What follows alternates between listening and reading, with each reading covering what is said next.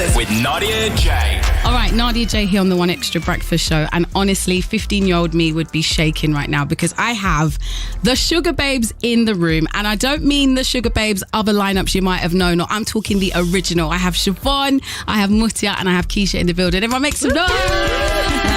Hello. How are you? Good. Happy to be here. Yeah, I mean, how long has it been since you all done anything like this together, like this lineup? Oh my God. It's a couple of years. Yeah. I think our last show was the Royal Albert Hall 2019, and then obviously COVID came around just before we were about to do our 20th anniversary planned. So yeah, kind of threw a spanner in the works for everyone, didn't it? It did indeed. But I mean, it's still happening, which is the best thing. And I mean, I honestly, like, I'm just like, I can't believe you're all sat here together. Like, it's amazing.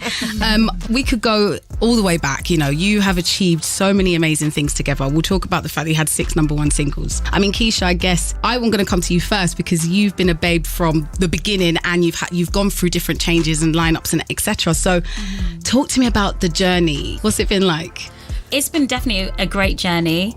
I've learned so many things, and you know, I think now that I'm a bit seasoned, a bit older, still in my 20s, but still a baby girl. But I appreciate it so much more, the journey, and just really super humbled to be able to be received in the way that we have. And to this day, it's such a blessing to even be able to get like the chances that we've had and stuff. So, you know, and obviously being with the girls, it's exciting, And what has that been like? What's the reception been like? I'll ask you, Mutia, and then I'll come to you, Siobhan.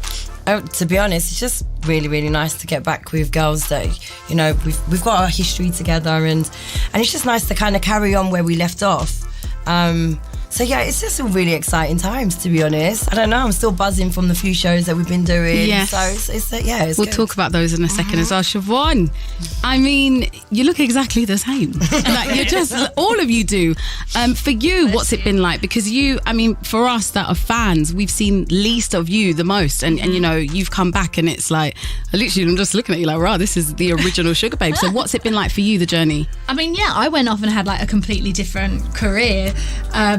And to be honest, I loved it, and I've loved my journey, and I did my solo stuff. But it was important to me to circle back, and I don't think I really knew that I needed that until we did it. And I think it was quite a healing process, and the reception from fans has just been crazy, insane. Like, they are so diehard. Like, we're so lucky. It's amazing to be singing with the girls again, and you know, we do a little harmony and I'm like, yeah, there it is, you know. Yeah, it must be so nostalgic. All right, so talk to us about getting back together. I mean, who do we thank? Because this is something that you play about. Like, you'll be chatting with the girls and you're a bit older, you're having dinner, you're like, oh, how sick would it be if the original Sugababes got back together, and it's actually happening. So I asked you guys off air, you know, because I wanted to know who was the hardest to convince to come back. But how did this come about? My memory is so sketchy of that. Of like, who called who? Did we speak? I think, maybe. yeah, me and Mutia reached out to each other. We used to see each other at the odd parties, and we were like, this is weird. And then I think we reached out to the band Keisha. existed. Yeah, then my lawyer called me and was just like, hey, so the girls have, and I was like, oh.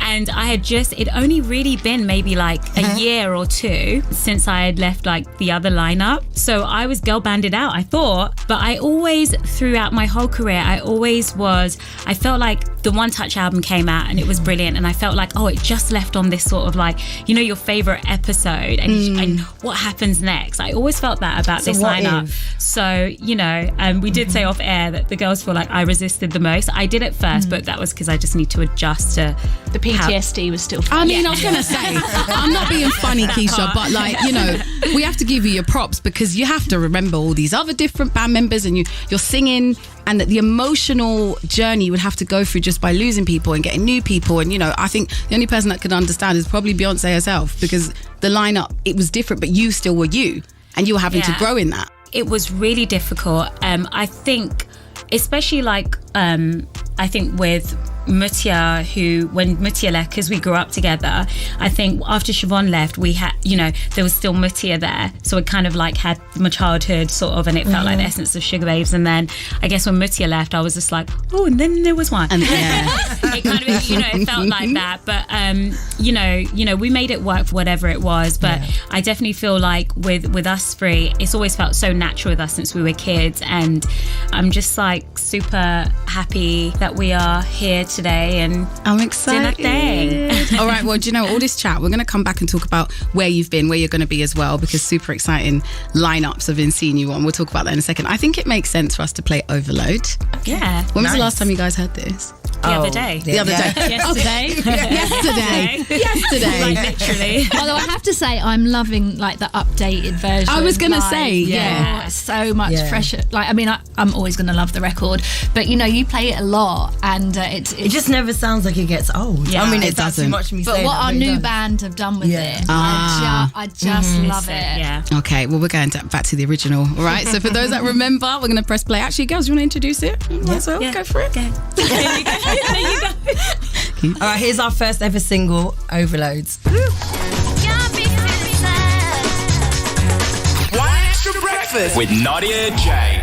That was Overload, Sugababes. The girls are in the building with me. So excited. That was a trip down memory lane, that was. It was. I think we were like 14 when we did that vocal. Oopsies. Yeah. Oh my God, yeah. But also, Flatline, our single that came out a few years ago, that's back streaming now, so you can Wicked. hear, Yeah. you can So they hear can that find it. finally as Yeah. well. Brilliant. And speaking of hearing you guys, so you performed at Mighty Hoopla the other week. Yes. You're going to be at Glastonbury. This is exciting. And of course, Over you've got your own excited. tour. So the tickets are out beginning of July. Yes. And you're taking the world by storm. We've got Liverpool here, Nottingham, Norwich. I can't begin to imagine how excited you all are.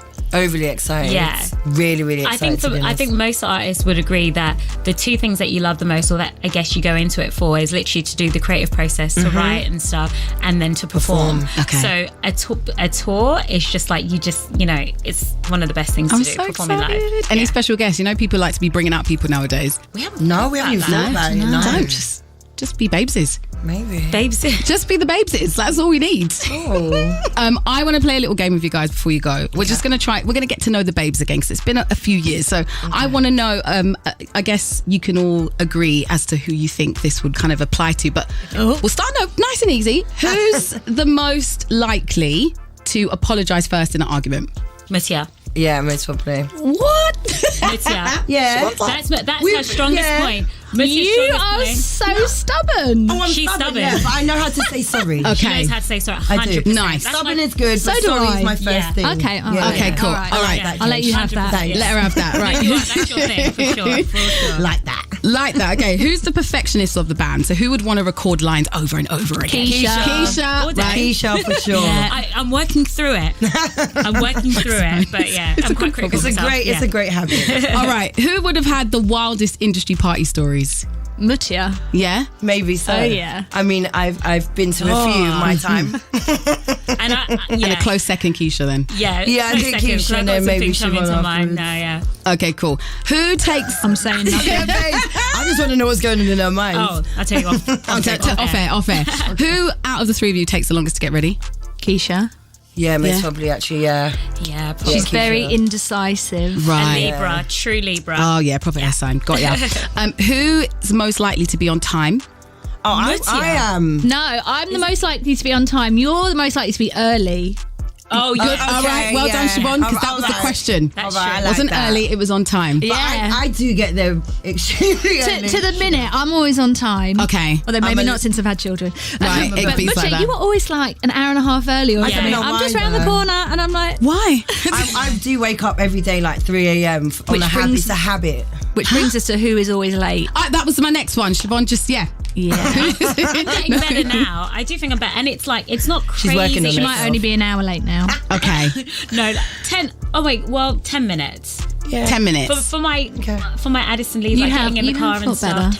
better. 10 minutes. 10 minutes. All right. I love that. Well done. Well, I feel like we've got to know the Sugababes a bit more. I will ask though, like because of the lineup changes XYZ, is there anyone you look at and you think, do you know what, she'd make a good sugar babe, you know, like especially now that new artists and stuff like that, is there anyone you look at and think, oh yeah, not necessarily sugar babes, but there are like new artists where I love their like harmonies and stuff. There's like a new girl group I know who you're talking about, who we really like, and they sing Cardboard Box. Flo. I knew you were going to say Flo. They're so reminiscent of you guys. Yeah, see, I feel like they're more Destiny's Child. Oh, but like British, and I feel like that corner was never really marketed. Like we never had like a UK Destiny's Child, and I feel like they definitely, for me anyway, I feel like that was I think but I don't know if people like the comparison, like, you know, every band wants to feel like themselves, but agreed. We're going to play Flo because you guys have mentioned it. Everyone make some noise for Sugababes. I'm so excited. The tour is happening. You can get tickets on the 1st of July. Thank you girls so much for coming in. We appreciate you. I got a confession.